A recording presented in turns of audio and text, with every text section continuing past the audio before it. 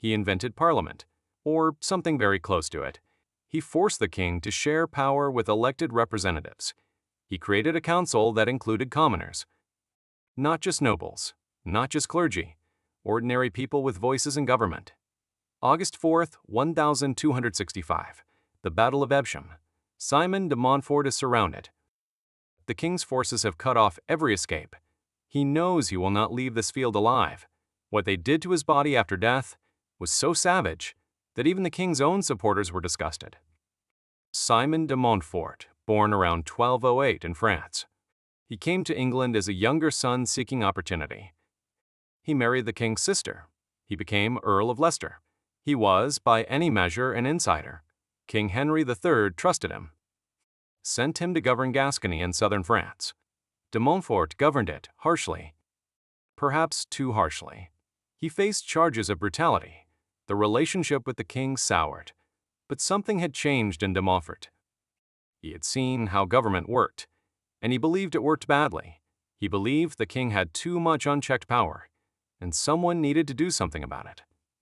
England had the Magna Carta, signed 1215, limiting royal power, but Henry III routinely ignored it. He taxed without consent. He appointed foreign favorites over English nobles. He made decisions without consulting anyone.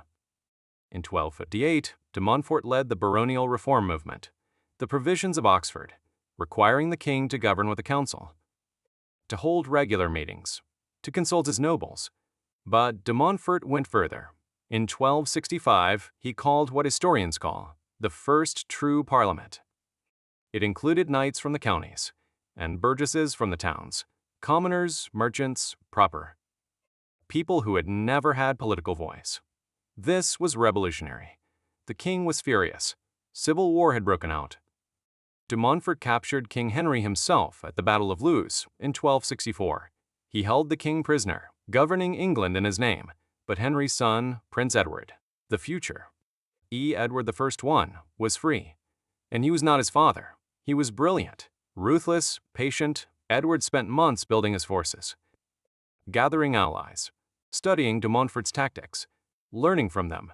He cut off de Montfort's army, separated him from his son's reinforcing forces, trapped him at Evesham. The encirclement was perfect. There was no way out. De Montfort knew he was trapped. He knew the battle was lost before it began. He rode into it anyway. "Let us commend our souls to God," he reportedly said, "because our bodies are theirs." He fought fiercely. He always fought fiercely. A royalist soldier stabbed him in the neck during the battle. He fell. More soldiers came. King Henry III had ordered something specific about de Montfort. He wanted an example made, an unmistakable message to anyone who thought of rebellion. A squad of 12 soldiers was assigned to de Montfort's body. What they did was methodical, clinical, deliberate. They hacked off his hands. They hacked off his feet. They cut off his head. They castrated his corpse. And in a final act of degradation that shocked even hardened medieval soldiers, they hung his severed testicles on either side of his own nose, on his severed head. The mutilated head was sent to de Montfort's wife, Lady Eleanor, the king's own sister, who had loved and supported her husband through everything. The body parts were scattered, denied proper burial. Everything designed to erase Simon de Montfort from history, from memory. It failed completely.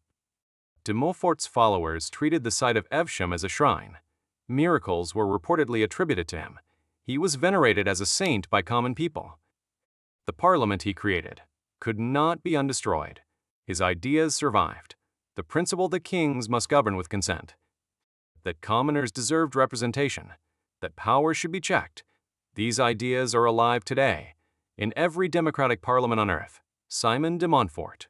His body was mutilated beyond recognition, scattered across England, denied burial. His ideas are sitting in legislatures on every continent.